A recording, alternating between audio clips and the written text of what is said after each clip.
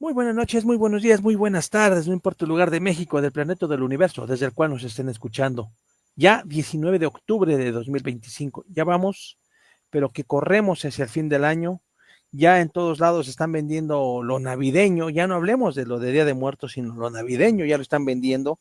Es tremenda la rapidez con la que están adelantándose, creo que en un descuido ya están empezando a vender otra vez los adornos para septiembre. Imagínense nada más cómo se adelantan las tiendas comerciales. Esto es una cosa más que tremenda y bueno, pues finalmente es parte de la carrera comercial en que nos encontramos involucrados. Pero ya 19 de octubre, una semana bastante intensa, bastante movida. Hoy mismo tenemos notas que platicar, estamos así como que esperando a que empiecen a entrar así algunos de los invitados, bueno, de los que están convocados a escucharnos, porque hoy no tenemos invitado como tal, nada más, eso sí, hoy nos toca lectura internacional con Ángel Jaramillo y también pues les voy a ir informando, ya es un hecho, que el próximo 26 de octubre vamos a tener aquí a dos especialistas en investigaciones sobre la lucha libre mexicana que son integrantes de la Academia de Altos Estudios de la Lucha Libre. Hoy precisamente ya nos enviaron ¿cómo se dicen estos? Los documentos para los flyers, ya me los volaron. Eh, Ahorita les voy a enseñar. Acá está. Eh, Aquí está ya el logotipo. Ya lo tenemos para nuestro flyer de esta semana. Nos va a acompañar la AMAEL, Academia Mexicana de Altos Estudios de la Lucha Libre, ACE.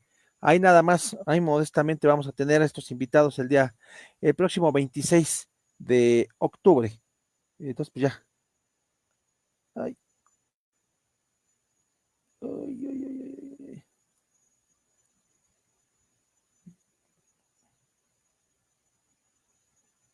Uh -huh, uh -huh, uh -huh.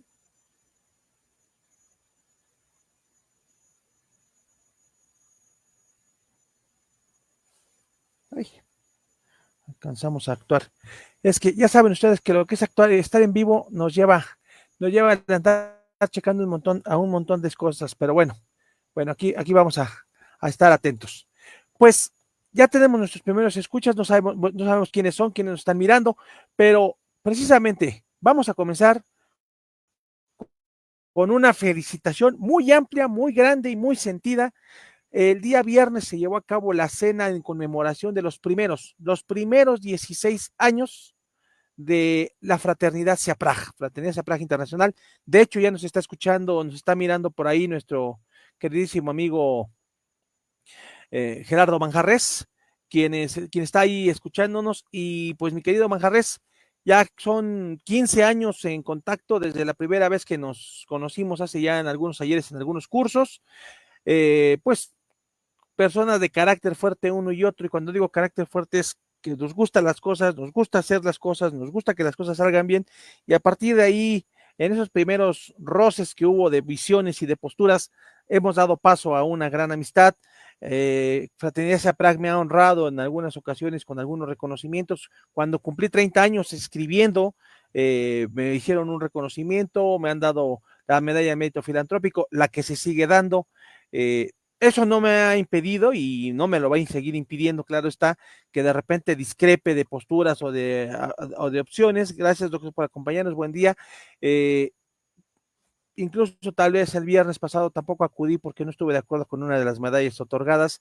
Yo entiendo que se deben otorgar medallas, micrófonos y demás, pero debe ser a personas que los merezcan. Y me parece que no se dio en uno de los recipientarios de esa medalla esa acción antes.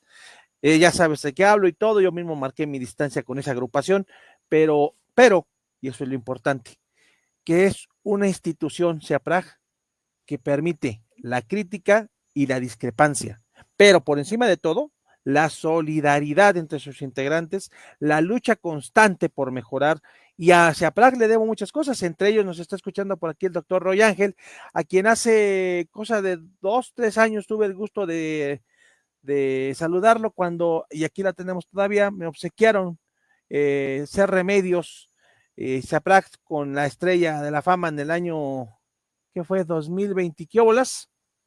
Y ahí conocí al doctor Rogelio Ángeles, Roy Ángel, que dio pie a que posteriormente nos encontrásemos en otras actividades, nos pudiéramos saludar, y bueno, pues también he tenido la oportunidad de colaborar con la red internacional de ONGs Quinto Poder. Ya hemos tenido aquí al doctor Ángel de invitado, ya hemos tenido al doctor Manjarres aquí de invitado, y la verdad es que lo único que puedo creer, ahí está nuestra queridísima doctora Matt Cuellar, compañera de los cursos que se tomaron de maestría y doctorado en el IMES, Instituto Mexicano de Estudios Superiores. Saludos al doctor Uribe, a Paola Cervera, que está también con nosotros, y sin duda alguna son 16 años de construcción, de trabajo, de crecimiento, de desarrollo.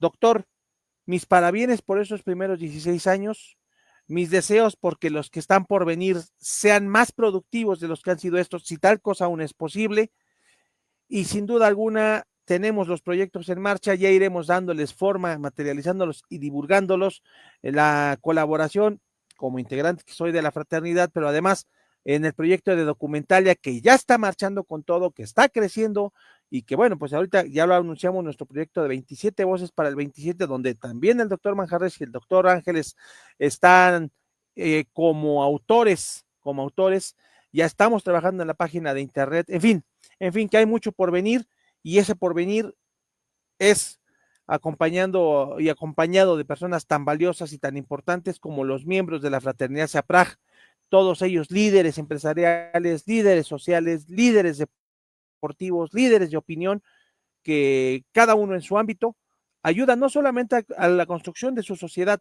sino a la construcción de un mejor país. En efecto, todos somos frater, aunque discrepemos, pero eso nos hace más fuertes, porque aún en la discrepancia encontramos puntos de acuerdo. Doctor, mis mejores deseos y mis mayores felicitaciones. Y después de esta nota de felicitación y demás, pues tenemos que pasar a la nota que ha ocupado los encabezados y los titulares todo este día. Hoy, a las 7 de la mañana, hora de Francia, un robo al Museo del Louvre.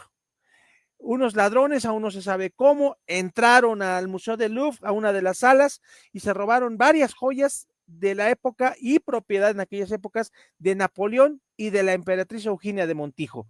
Recordemos que Eugenia de Montijo fue la esposa de Napoleón III y pues Napoleón Bonaparte, el primer emperador francés. No tienen un valor estimado de lo que se fue. Encontraron después una corona dañada de esas. Y bueno, por acá el staff técnico que no nos acompaña hoy se planteó una pregunta muy interesante. Es un poco como la idea del ladrón que roba ladrón, porque esas joyas, esos diamantes, esas gemas, no llegaron precisamente de transacciones muy nobles a las coronas europeas, ¿verdad? Sin duda alguna, voy por mi café. Sin duda alguna, esas joyas pues fueron parte de la explotación y la expoliación de recursos a países como los africanos. Ojo, no estamos bajo modo alguno aprobando los hechos delictivos que se dieron, simplemente estamos haciendo un análisis de la situación. Y bueno, pues también esto dio lugar a comentarios bastante absurdos en algunos casos, como una persona que puso ahí en el internet, no, es que estos son los inmigrantes que entran de manera subrepticia, la agenda woke, hasta yo le dije que ya los agarró usted, como para asegurar todo eso. Me parece que este robo también me está dando pie a, obviamente, a desatar esos discursos homofóbicos y de odio que a nadie benefician, y que al contrario perjudican al país, a ese país y a la convivencia entre los individuos. Entonces, pues sin duda alguna no es lo más adecuado que vaya por allá. Otra pequeña nota, esa es un poco, pues ya es un poco hacia bueno, en lo deportivo, la sorpresa del Mundial Sub-20 que hoy culminó, que es un encuentro donde aquellas selecciones con sus jóvenes van a ver qué tal juegan al fútbol. México logró avanzar, Argentina lo elimina, Argentina llega a la final contra la selección de Marruecos, que las selecciones marroquíes están descollando y sorprendiendo, a grado tal que hoy la Sub-20 de Marruecos se corona campeona Sub-20 por primera vez en su historia, derrotando a una selección argentina que había llegado invicta a la cita final. Le gana 2-0, así que no hay lugar a dudas de que fue un partido muy bien llevado, muy bien ganado. Hombre, mucho gusto por estar aquí, mi querido Ignacio Pinacho. Siguen abiertas las puertas para platicar sobre lo que están en los partidos políticos. Vamos a platicar un poco de partidos políticos, de hecho, ahí para que nos estés escuchando y con todo gusto nos digas que estamos equivocados. Pero bueno, esa fue la sub-20 y vamos a hablar de política y de partidos políticos. El día de ayer, el Partido Acción Nacional presentó su nueva cara, cambió su logotipo. Este es el cuarto logotipo del Partido Acción Nacional. El primero es en 1939, un rectángulo en tres franjas, verde, blanco y rojo, y la palabra Acción Nacional. Para 1952, un círculo blanco con las letras en azul, rodeadas de azul. En los años 80 se hace una perfilación de ese mismo logotipo y ayer se estrena un logotipo, según esto, más ágil, que yo insisto que ese logotipo se ve que se los diseñaron los mismos que atienden a Movimiento Ciudadano. Yo no sé si sea para eso o sea para el otro, pero lo único joven que yo le veo al PAN, pues es sin duda alguna el logotipo, porque por lo demás sigue estando en un estado catatónico, sigue estando en un estado extraño, no me parece que sea precisamente lo más moderno. Ahora, y esto es muy importante, y yo sé que voy a escandalizar a las buenas conciencias, que existe un partido de derechas en México, como en teoría es Acción Nacional, es algo válido, mientras no rompa con ciertos principios. Al final del día es válido que exista una opción de derecha. No van a llegar jamás al valor que tienen, por ejemplo, en Colombia, la existencia de un partido conservador. Aquí en México hemos tenido intentonas de partido liberal después de los liberales del siglo XIX, por lo menos dos, el de los hermanos Flores Magón y en los años 2000 otro partido liberal que era hecho por masones, pero no se ha tenido a nadie que se haga llamar partido conservador. Obviamente, pues no es tan fácil como que alguien llegue y se presente como nosotros somos conservadores y así se va a llevar el partido, pero creo que el gran problema de Acción Nacional, y lo vi en un video que publicó ayer un individuo que más de derechas es de ultraderechas, en el evento hay una persona ondeando una bandera de Acción Nacional y a la vez llevaba una bandera de la comunidad LGBTQI+. Esta persona dice que cómo es posible que esas banderas se estén ondeando ahí si el Partido Acción Nacional es un partido de valores cristianos. Y creo que ahí es el gran problema de Acción Nacional. Le faltan los suficientes pantalones para ser de derecha, de derecha, de derecha y sostener públicamente lo que dicen que siempre ha sostenido, el respeto a la vida desde su concepción y hasta su fin natural. Y obviamente la familia tradicional, papá, mamá e hijos, una sociedad ordenada y generosa como es su propio lema, y pues evidentemente no les hace mucho afán porque perderían mucho target ante grupos más jóvenes con unas posturas más aperturistas. Pero esta indefinición también hace que sectores más conservadores se decanten hacia opciones que están queriendo surgir ahí, como los enésima vez del Partido Encuentro Social, ahora que se llama Construyendo Sociedades de Paz, que casualmente sus iniciativas, sus siglas son CSP, Claudia Sheinbaum Pardo, que casualidad debe ser una coincidencia, yo creo que los del PES no se dan con eso, y obviamente la opción de Verástegui, ¿no? Y al partido Vida, que es un partido con registro local en Nuevo León y que ahora quiere un registro nacional. Están perdiendo a unos y no están ganando a otros. Tal vez sea tiempo de que Acción Nacional se cuestione verdaderamente qué va a defender. En este mismo tenor, Alito Moreno salió a despotricar, que es raro en él, en contra de Movimiento Ciudadano, pues alegando que son esquiroles del gobierno, que la única opción es el PRI. Y yo lo dije hace unos días, y lo dije ayer mismo. El gran problema en mi columna, desde mi mesa de trabajo, que la encuentran en la página de Facebook de Entre Estantes, si no nos siguen, síganos. Ahorita vamos a tratar de poner nuestras redes sociales para que las tengan.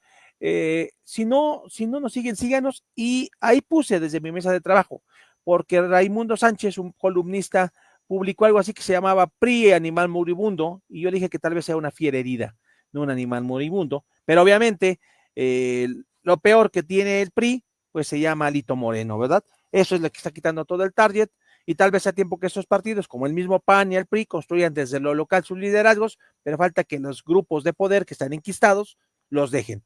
Y en todo esto, bueno, pues vamos México, o vamos por México, vámonos de México, ya no me acuerdo cómo se llama bien, ahí el amigo Pinacho nos lo aclarará, pues no ha llegado a las 200 asambleas, lo que ya alcanzaron, por ejemplo, los de Construyendo Sociedades de Paz, ellos sí ya llegaron. Entonces, pues falta ver qué va a pasar con ellos, porque sin duda alguna, pues sí falta mucho y falta poco. Ya estamos en octubre, noviembre, diciembre, enero. De hecho, a partir de hoy son casi 3 meses los que le quedan para hacer todas las asambleas. Les faltan pocas, no les faltan más de 30, pero aún así, pues sí no son suficientes como para llegar a esas 200 y además todavía valorar el número de afiliados, porque no solamente es el número de asambleas, sino también es el número de afiliados. Entonces, pues sí está bastante divertido el tema. Entonces vamos a ver qué es lo que va saliendo por ahí. Vamos a ver ahorita, en ese momento estamos para ver, a lo mejor ya llegaron a las 200 y yo estoy con que no es cierto. A ver. Tatatán, taratán, tararán, tararán, tararán, tararán. Ajá, ya está abriendo, vamos a ver qué nos dice. Partidos en formación, ya entramos a partidos en formación. Ta, ta, ta, ta, ta, ta, ta, ta, ta, ta, ta, ta, ta, ta, ta. Eh, Aquí está, celebración de asambleas. Según esto, personas sumando personas, que si mal no recuerdo son los de Vamos México o los de la Marea Rosa, ya llegaron, han intentado 213 y han logrado 130, o sea que les faltan 70 todavía. Construyendo Sociedades de Paz, intentaron 304 y celebraron 205, o sea, ya las superaron. Ahora falta ver que las cubran. Y de ahí, todos los demás están totalmente lejos, no hay quien le llegue. Vamos Juntos intentó 2, ninguno de los dos le funcionaron, entonces pues no han llegado muy lejos. Mi querido Ignacio Pinacho, ya sabes que están aquí abiertas las puertas para platicar contigo, platicar con alguno de los organizadores, para ver qué tal van, para ver qué opciones dan.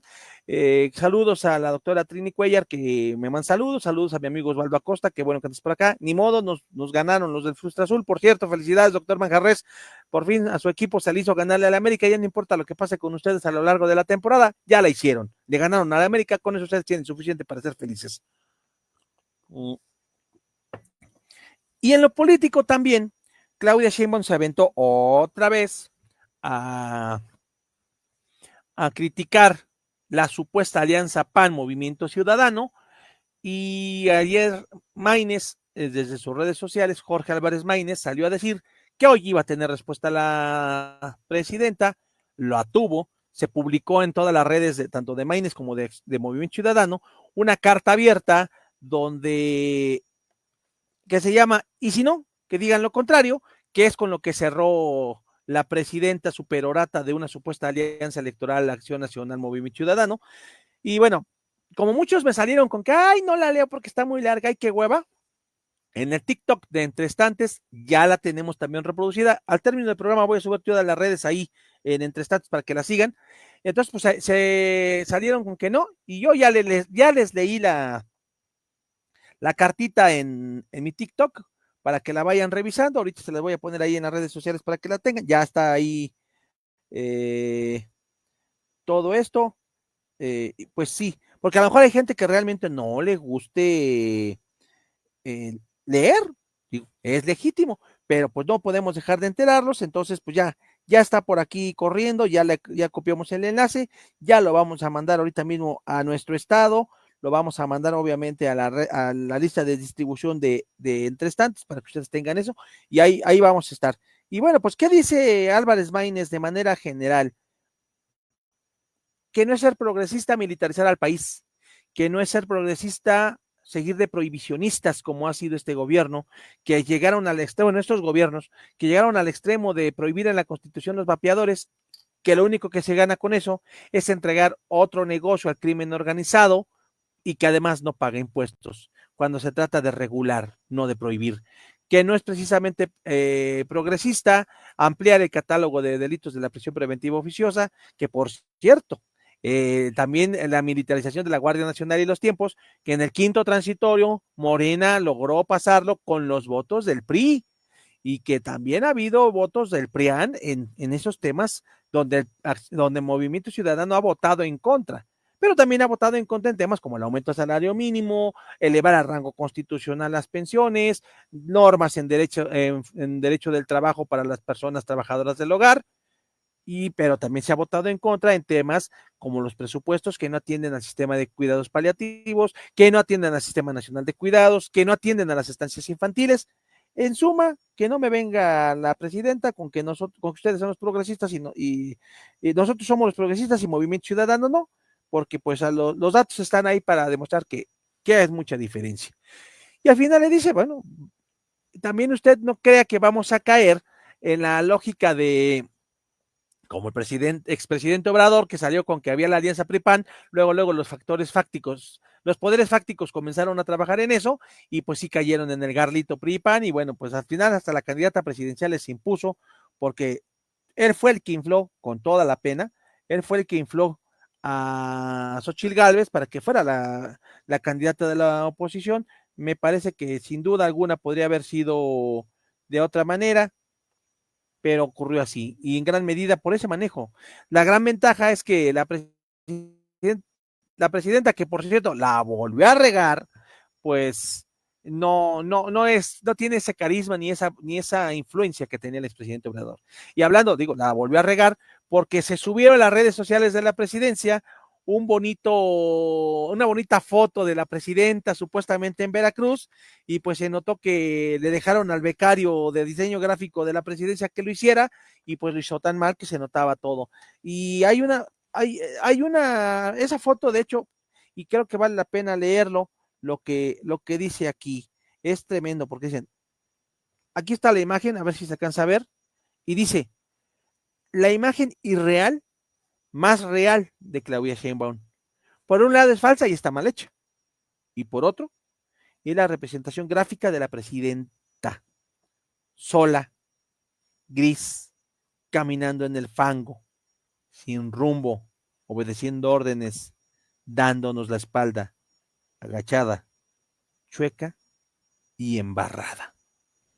Qué tristeza porque además, teóricamente, estas eran las personas de izquierda, se propalaban de izquierda, y en qué vino a terminar.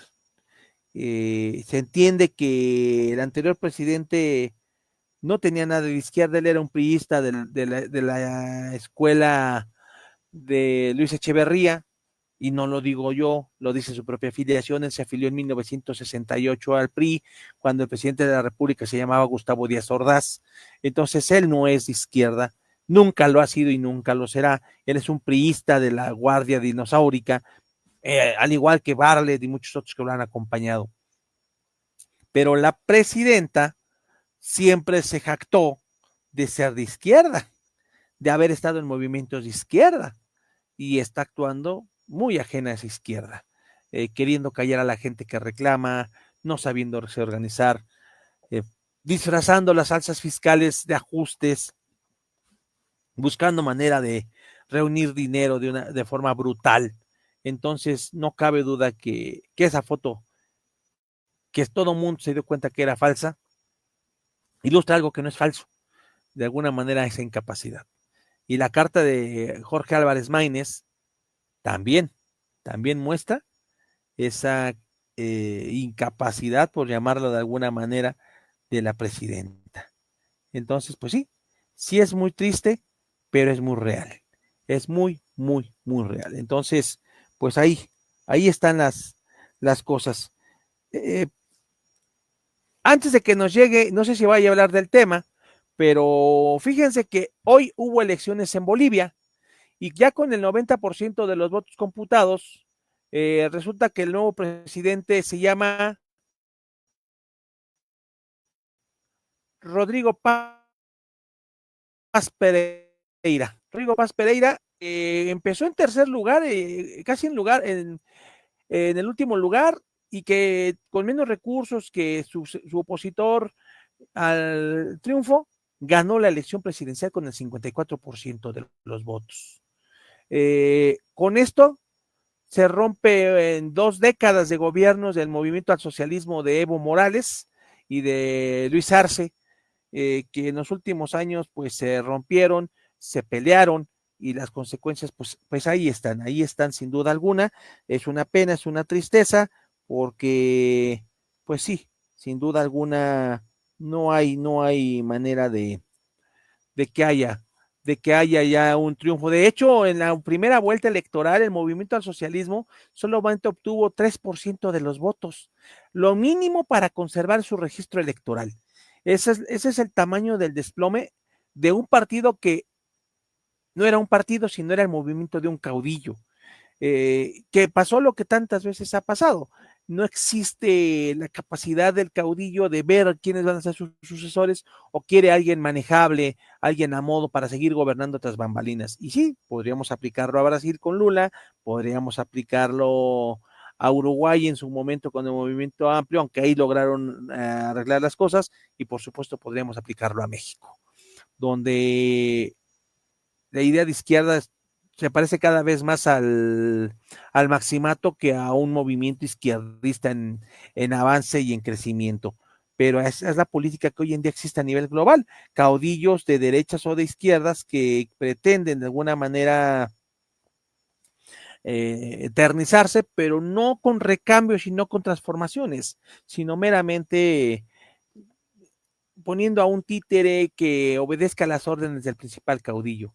Volvemos a lo mismo. Así Evo Morales no lo intentó. Evo Morales intentó permanecer toda la vida, no lo logró, salió del país, lo rescató un avión mexicano, recordarán ustedes. Volvió a Bolivia intentando ser candidato otra vez, haciendo cuanta cosa pudo, no lo logró. Y bueno, pues hoy ese capítulo se cierra con la llegada de Rodrigo Paz al poder. Rodrigo Paz es hijo de el expresidente Paz Arenas, que gobernó, ahorita les voy a decir aquí el año porque aquí lo tenemos, es hijo de Jaime Paz Zamora, que gobernó en los años 70. Y pues ya, esto dará fin al, al predominio de esa izquierda, que pues no era precisamente de izquierda. Por cierto, este martes va a comparecer en la Cámara de Senadores eh, Jorge, no, ay Dios, se fue su nombre, García Harfuch, nuestro secretario de Seguridad. Vamos a ver qué tiene que decir. Es una de las visitas más esperadas. Entonces, ahí va a estar el próximo martes en el Senado. Sepa si vaya a haber manifestaciones en contra, como a veces llega a suceder, pero pues ahí va a estar, y sin duda alguna, sí es, pues también interesante todo esto. Todo esto, pues hasta aquí nuestro reporte de manera general. Eh, ya en unos minutos se nos debe conectar nuestro amigo Ángel Jaramillo.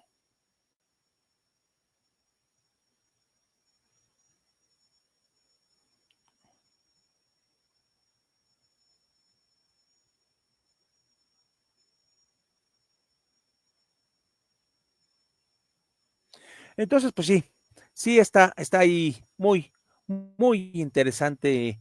El mundo se está moviendo. Ay, para cerrar, en lo que viene, digo que no sé si voy a hablar de eso, de todos esos temas, este hombre de Dios, ya se está conectando. Israel volvió a bombardear Gaza. Supuestamente Hamas no mantuvo el alto al fuego, y ya. Y por el otro lado, pues no sé, sigue el show con que no hay primera ministra en Japón, porque como que ya les está haciendo ruido a su machismo. Pero bueno, vamos a parar tantito. Ya llegó, ya está aquí nuestro amigo Ángel Jaramillo, la lectura internacional de este domingo 19 de octubre de 2025. Mi estimado Ángel, ¿cómo te encuentras? ¿Qué nos cuentas el día de hoy? Hola, ¿cómo estás, Arturo? Aquí ansiosos por saber de qué vas a platicarnos, porque hoy el mundo se volvió loco entre el robo al Louvre, el nuevo presidente de Bolivia que da el traste con 20 años de izquierda en Bolivia, el pleito que volvieron a bombardear Hamas, obviamente el conflicto entre entre Rusia, que ya le dijo a Trump, a Zelensky, que ya afloje lo que quiere Putin, no dijo ni maíz paloma, mejor dame los misiles Tomahawk. En fin, tenemos bastante tema para platicar, pero ese tema, esos son tus temas, así que tú nos dices por dónde nos vamos. Pues si quieres podemos hablar de este último punto que tocaste de Ucrania y también a lo mejor hablar un poco de Venezuela, ¿no? Creo que eso es muy importante lo que ha sucedido. Y en los dos está involucrado Trump, ¿no? Entonces, digamos, para hablar un poco de cómo se encuentra la situación del conflicto entre Ucrania y Rusia, que es un conflicto, eso sí hay que recordarle a la audiencia, ¿no? Que es un conflicto iniciado por Rusia. Eso sí creo que debe quedar claro, ¿no? No sé si lo dije la vez pasada que hablamos de esto, pero a mí me parece que lo que está en juego en todo esto son dos formas de entender la vida humana, así es como yo lo veo, ¿no? O sea, el país que llamamos Ucrania, cuyo nombre que significa frontera, está en medio de estas dos formas de entender la vida, o cómo debe vivirse la vida en sociedad, ¿no? Por un lado, pues está el modelo de gobierno que impulsa Putin, ¿no?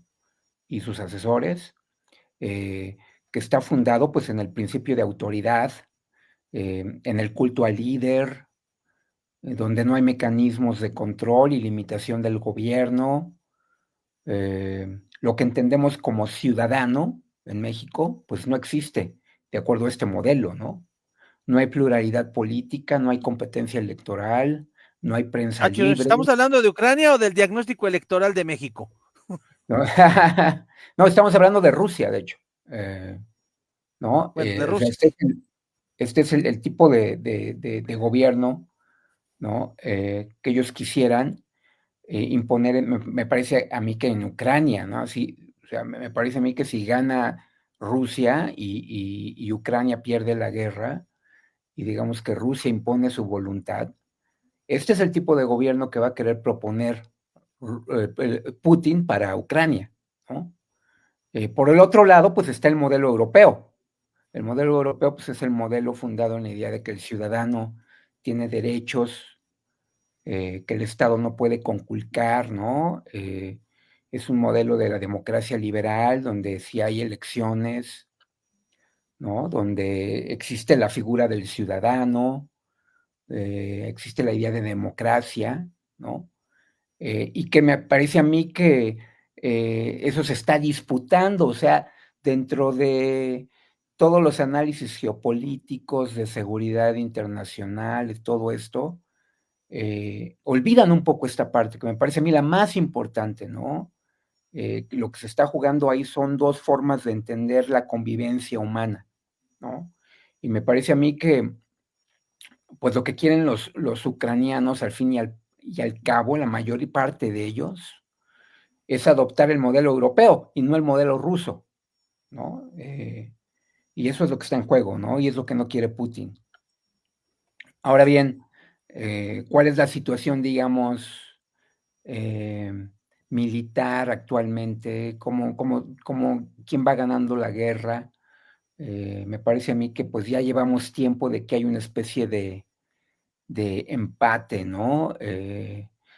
Tanto Moscú como Kiev están atacando los centros de abastecimiento de energía de ambos países, ¿no? Al parecer la idea que tienen ambos regímenes es que ya va a llegar el invierno y sabemos que en esa zona el invierno es durísimo, ¿no? Eh, y pues la idea que tienen ambos gobiernos es destruir lo más que se pueda, eh, digamos, el abastecimiento de energía, ¿no? Que le haría muy difícil la vida a, a muchos seres humanos en la zona, ¿no? Pero se trata de una guerra. Entonces, me parece que esa es la estrategia por ahora en estos momentos de ambos países, ¿no? Ahora bien, Trump está viendo cómo se aprovecha él, ¿no? En lo particular de la situación, del conflicto, ¿no? Y pues está viendo por su propio interés. De hecho, se podría decir que no está viendo por el interés de Estados Unidos necesariamente, sino por su propio interés, ¿no? Lo que él quiere es tener acceso a las tierras raras, ¿no? Tanto de Rusia como de Ucrania. Y entonces yo como lo veo es que él está negociando con Zelensky y Putin, por un lado con Zelensky, por otro lado con Putin, cómo obtener ventajas de los dos, ¿no? Y esto pues aparentemente es una neutralidad, no una posición neutral, pero yo creo que juega a favor de Putin al fin y al cabo, ¿no? Putin pues es la parte agresora, ¿no? Desde que llegó al poder Trump,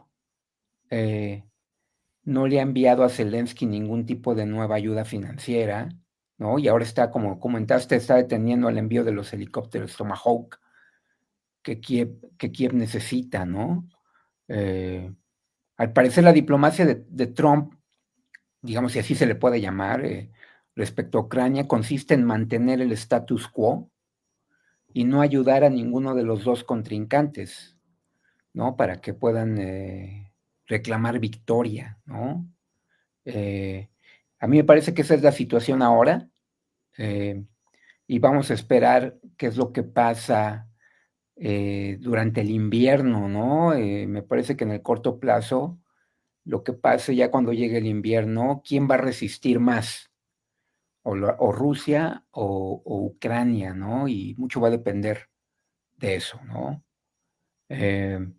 Ahora, si quieres, podemos hablar de otra región del mundo que es América Latina y lo que está haciendo Trump, en Pero particular en Venezuela. En antes particular de darle vuelta, dime, a la página de esta lectura, sí, pero entonces, o sea, a Trump le viene valiendo sorbete al mundo, porque al final del día, si Rusia ujú, gana la guerra, por llamarlo así, pues va a ser el empuje de esa visión zarista de la vida política y de la vida ciudadana.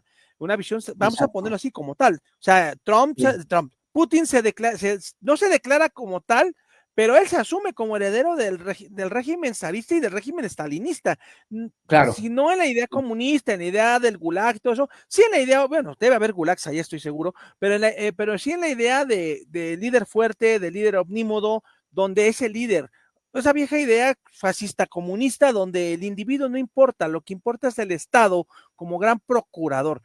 Y eso exacto, al final del día no es también bajarle peso al nivel de Estados Unidos como potencia, porque además toda proporción guardada, toda diferencia que tienen, también tenemos a China, que también es la idea del Estado por encima del individuo. Una idea exacto. más meritocrática, más como filosófica, Confucio del monarca como el gran padre, el ciudadano como los hijos de este padre.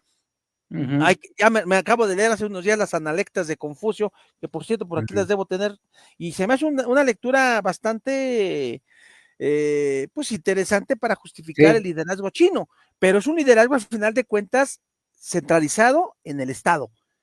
Eso al final del día no es ceder control en este tablero multilateral por parte de Estados Unidos y por supuesto en perjuicio de Estados Unidos, o eso también le viene valiendo sombrilla a Trump.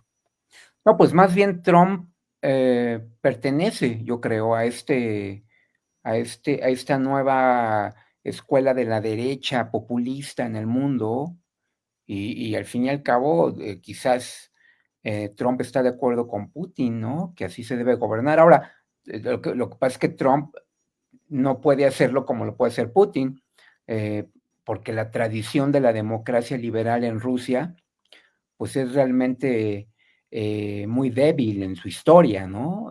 Si tú te pones a leer la historia rusa, pues ha sido una historia como tú lo comentaste, de regímenes autoritarios, donde el ciudadano no existe el ciudadano, ¿no? Hay control por parte de, de los líderes, ¿no? Si quieres verlo del Estado, aunque, bueno, sería difícil también hablar de que, por ejemplo, el régimen zarista era un régimen de fortaleza del Estado, más bien ahí lo que había era un control de este liderazgo, ¿no?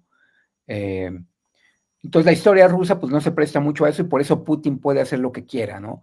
En cambio, Trump, aunque tiene el mismo, digamos, déjame ponerlo así, un alma tiránica, como la de Putin, no puede hacer lo mismo en Estados Unidos, porque Estados Unidos pues tiene esta gran historia desde que se fundó la República en 1787, de ser el país, Estados Unidos es el único país en el mundo donde se han celebrado elecciones ininterrumpidas por más de 200 años, ¿no?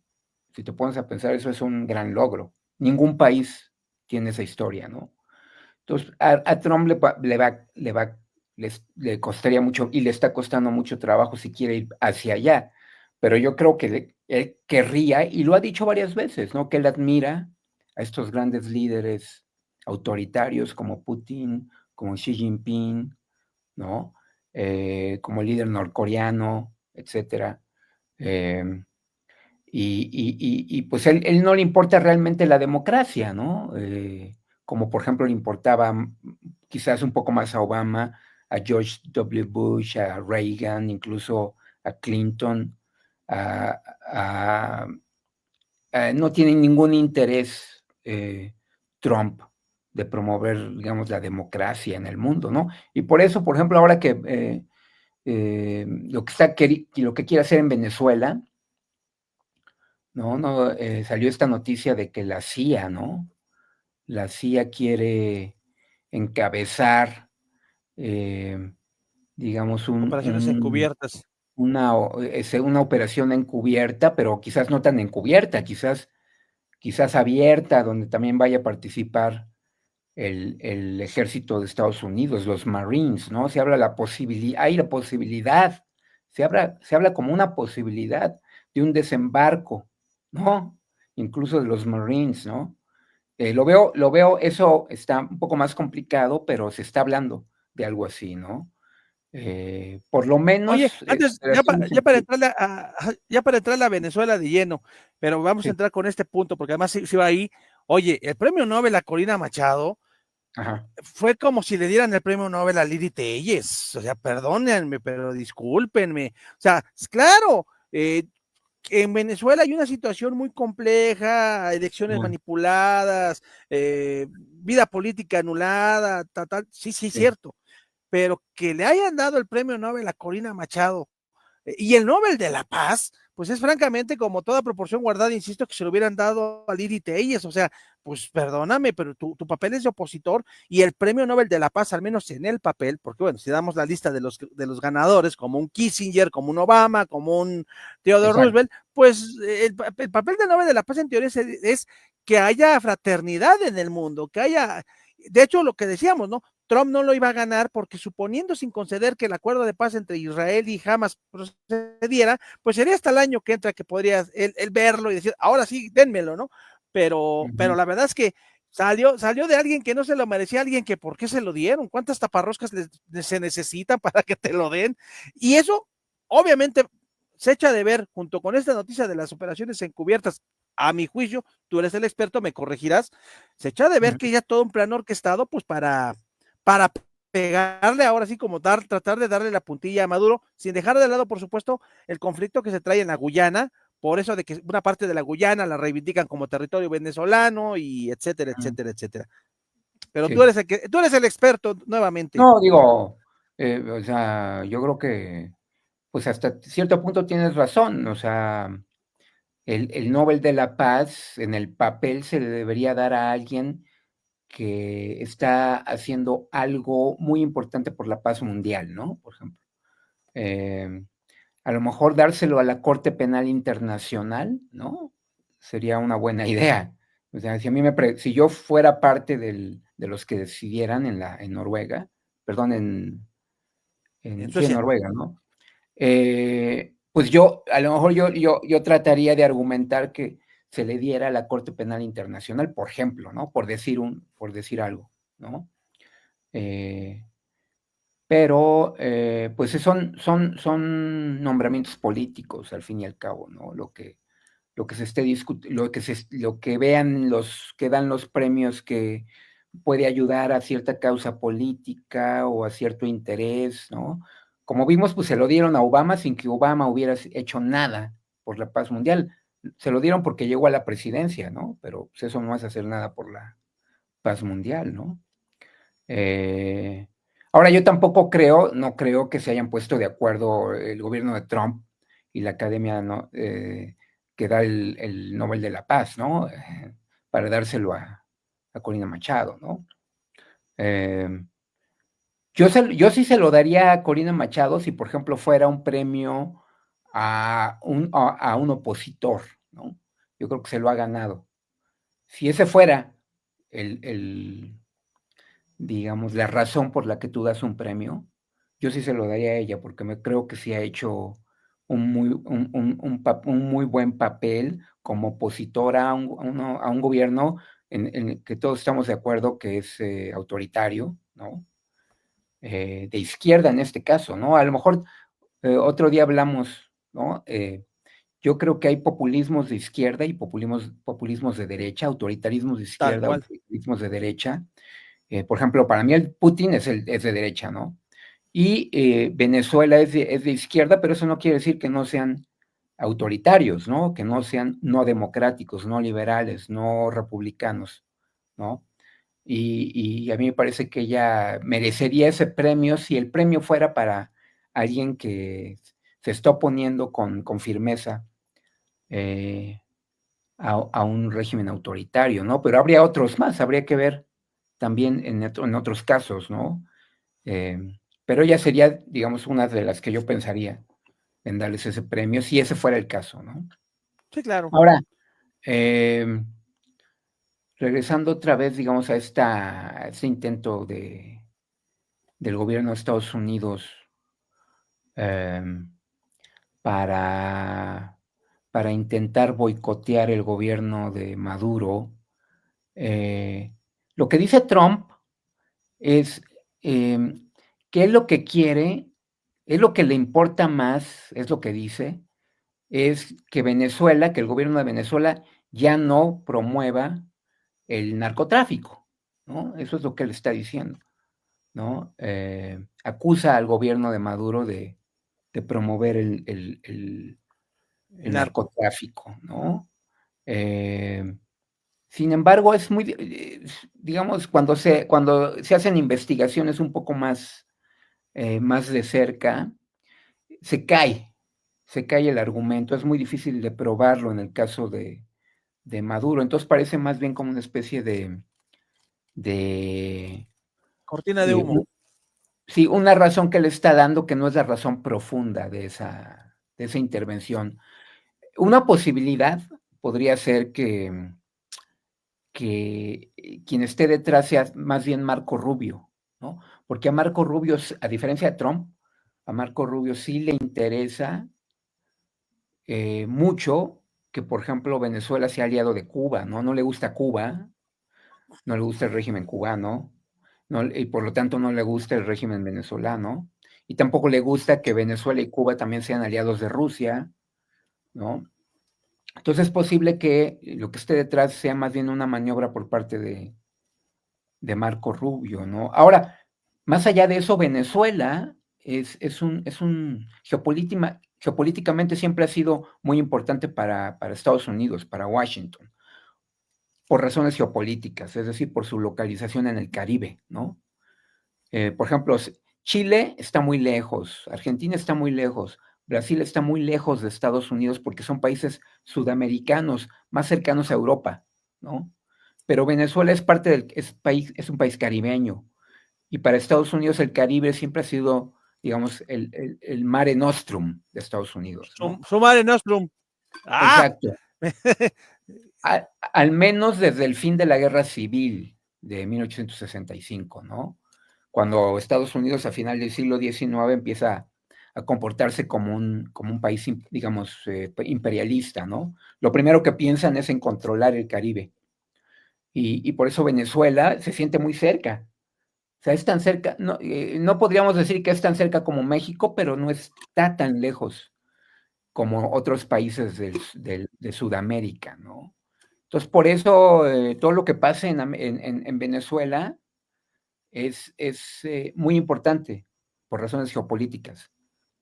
para Estados Unidos, ¿no? Y por eso el petróleo de Venezuela es importante, y por eso el hecho de que alguien como Maduro esté en el gobierno también es muy importante, más allá de que se le acuse a Maduro de estar apoyando al narcotráfico, ¿no? O inclusive más allá de si Maduro es comunista o no comunista, de todos modos Estados Unidos siempre va a tener el ojo puesto en Venezuela, ¿no? Eh, entonces, eso creo que hay que tenerlo muy en cuenta, ¿no? Ahora, la CIA pues tiene toda una historia de intervenciones en Ah, América sí, Latina, ¿no? Y muchas no le han salido muy bien. finísimas personas. Muchas no le han salido muy bien, ¿no? Otras no le han salido tan mal, Bahía pero de otras. Cochinos, Bahía de Cochinos fue un desastre, ¿no? También apoyaron a la Contra a los en Nicaragua y contras, les fue muy bien, ¿no? Eh, por otro lado, por ejemplo, también en Chile, que orquestaron este coup d'etat, ¿no? Contra Allende, ¿no? Entonces han tenido, pues, así es. han Fracasos apoyado fenomenales. muchas operaciones encubiertas en América Latina, muchas de las cuales pues no han salido como ellos quisieran, ¿no? Y quizás tendrían que pensarlo muy bien si quieren hacer algo para desestabilizar al gobierno de Maduro, ¿no? Pero por otro lado, pues el gobierno de Maduro no está realmente haciendo, digamos, lo mejor posible para que eso no ocurra, ¿no? O sea, eh, es realmente lo que ha estado pasando en Venezuela en los últimos lustros, digamos, se puede decir que es una tragedia, ¿no? Una tragedia humanitaria, ¿no? Y, y yo creo que ahí lo que debería de haber es una especie como de solidaridad latinoamericana, ¿no? Cómo los latinoamericanos se deberían de poner de acuerdo para intervenir de alguna manera, para no dejar que el Estados Unidos de Trump lo haga, sino más bien que los propios países de América Latina intentaran, digamos, mediar, ¿no? Para que, digamos, Venezuela deje de ser ese desastre humanitario que soy, ¿no? Pero a los latinoamericanos pues no les gusta unirse para muchas cosas, ¿no? Sin duda alguna. Además, ahí tenemos varios problemas en el camino, porque bueno, simplemente, hoy mismo lo comentaba, ¿no? Estábamos comenzando y que Ujú. después de 20 años el experimento de la izquierda en Bolivia, pues tronó, porque además los populistas, porque al final de cuentas es un populismo lo de Evo Morales, pues no Sí, piensan en un sucesor, ¿no? O sea, la izquierda no suele pensar en un sucesor, lo vimos en Brasil, o sea, Lula da Silva no preparó un sucesor y cuando Dilma Rousseff llegó, pues así le fue. Ahorita mismo no creo que Lula da Silva tenga un plan B para el 2026 si él por alguna razón no se sintiera fuerte para volverse a presentar a las elecciones. Yo creo que aquí en México no nos vamos a ir más lejos. Quien llega a la candidatura no es el candidato que podría ser más efectivo, sino que es más leal, ¿no? De hecho, exacto. ahora el miércoles pasado compareció en el Senado Marcelo Ebrard y más de uno estábamos viendo la comparecencia y dijimos, es que él tendría que estar en otro lado, ¿no? Pero bueno, no sucedió así Ujú. por 20,000 razones. Pero creo que ese tema es muy fuerte. No hay una unidad, porque además también te unes como país latinoamericano. ¿Qué vas a sostener? ¿A Cuba, a Díaz Canel? En Nicaragua, a Daniel Ortega? Exacto. ¿Al mismo Nicolás Maduro en Venezuela? ¿A Milei en Argentina? Híjole, como que dices tú, ¿y cómo nos unimos, no? Digo, la De hecho, lógica nos dictaría que bajo un parámetro común, pero pues. sí, de hecho, yo creo que Trump está pensando y seguramente sus diplomáticos están en conversaciones con sus aliados en América Latina para ver cómo le hacen en una posible intervención en Venezuela, por ejemplo, con Milei en Argentina, ¿no? O con el salvadoreño, el líder Bukele. salvadoreño, ¿no? Eh, yo creo que está en conversaciones con ellos para pues que los asesoren, ¿no? De cómo sería mejor, cómo una intervención puede ser exitosa en Venezuela, ¿no? Eso me parece a mí que está pasando, ¿no? Y Oye, tiene todo ah, el ah, sentido del mundo. ajá. Sí, Oye, y bueno, pues como un poco de cierre, porque ya sabes que aquí nos podemos aventar horas, pero pues tampoco vamos a dormir a los escuchas. Pero a ver, claro. hablando de todo esto y sobre todo porque sabemos por tus propias actividades que además incluye tu colaboración en 27 voces para el 27, que vamos, Ujú, requete bien, diría, parafraseando a ciertos personajes, ya va a salir la página de Documentalia para presumir el trabajo de 27 okey, voces para el 27, ya les avisaré todos esos detalles, sí, pero la próxima semana no nos acompañas, digo, a menos que tu no, agenda te lo permitiera de carrera, porque hay okey, dos temas que sí serían importantes conversar el próximo domingo. El sí, próximo viernes se conmemoran 80 años, y digo igual y hacemos un comentario breve de esto. El próximo viernes se conmemoran 80 años de la creación, bueno, de la integración, porque se creó antes, se creó en febrero del 45 con la firma de sí, la Carta del Atlántico Norte, pero la creación de la Organización de las Naciones Unidas, que viene a suceder a la Sociedad de Naciones, que además, curiosamente, la Sociedad de Naciones se desintegra hasta 1946. En febrero del 46 se desintegra. ujú, Convivieron durante unos meses la ONU y la Sociedad de Naciones. sí, Y una y otra, pues han demostrado que sirven como para lo que se le unta al queso, pero a lo mejor estoy equivocado. Entonces, la ONU sigue sirviendo para algo. Ese sistema de los vetos, yo estoy en contra de esto, pues sí, pero como es mi aliado, yo te veto, ¿no? Estados Unidos exacto, veta resoluciones contra Israel, China veta resoluciones contra Rusia o contra Cuba o ujú, contra Venezuela, contra sí, Irán, vamos a intervenir armadamente. No, no se puede, yo pongo mi veto aquí, no. Híjole, obviamente países que ya tienen otro peso como Brasil, como, no sé, la India, eh, la ONU sigue, tiene futuro, o qué sirve. Y la segunda, que eso sí lo vamos a tener que ver hasta el domingo, o por lo menos mándanos un audio para que lo reproduzcamos de unos 5 o 10 minutos, el resultado electoral en Argentina. El 26 hay elecciones en Argentina ujú. legislativas, pero ese resultado puede ser muy influyente en el rumbo que tome el gobierno en su segunda parte de mi ley. Sí, sí, claro, es muy importante esas elecciones y lo podemos platicar. Sobre la ONU,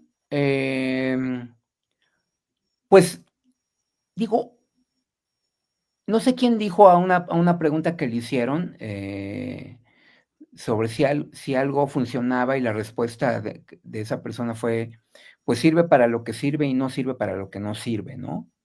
Y creo que lo mismo se puede decir de la ONU.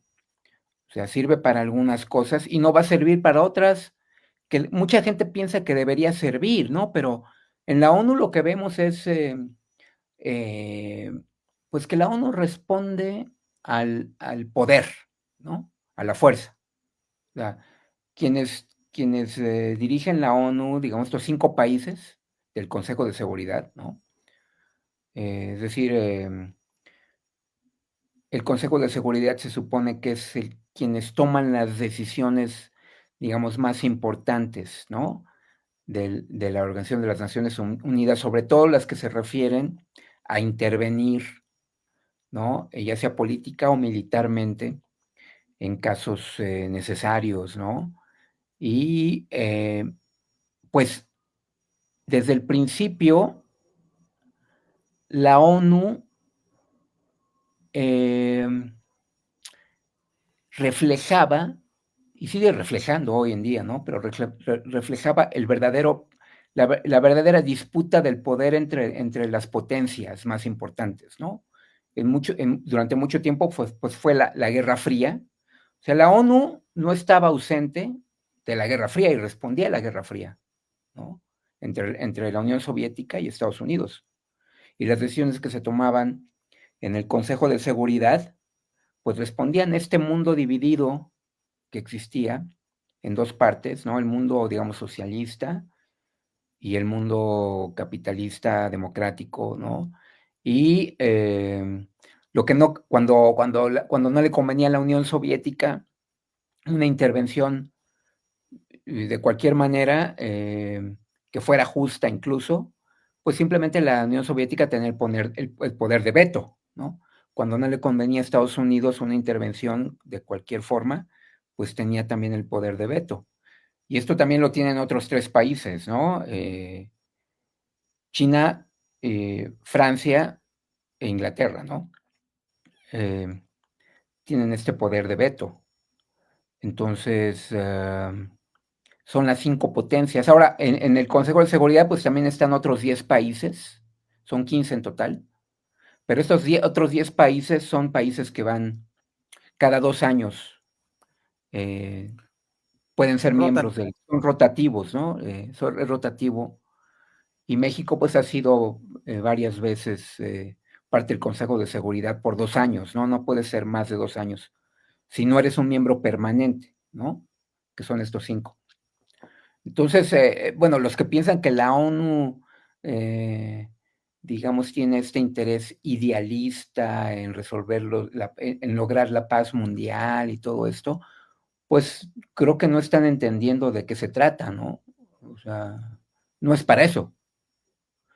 Digamos, es mucho, hay mucha demagogia, ¿no? También, o sea, cuando yo trabajé un tiempo en un think tank en Nueva York y digamos, lo que yo hacía era reunirme con muchos diplomáticos que trabajaban en las Naciones Unidas, de las diferentes misiones de los países.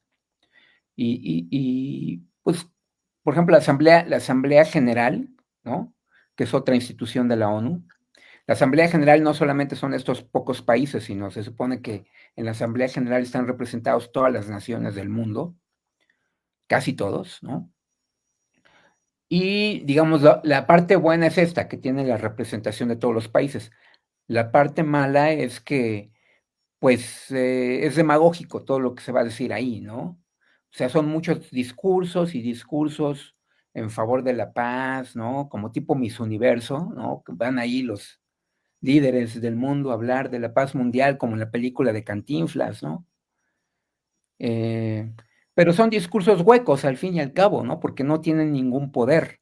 O el poder, no, yo no diría que no tienen ningún poder, pero tienen un poder muy limitado, ¿no? Muy pequeño realmente, ¿no? Entonces, por un lado tienes que la ONU refleja el verdadero poder mundial y por otro lado tienes la parte demagógica, ¿no?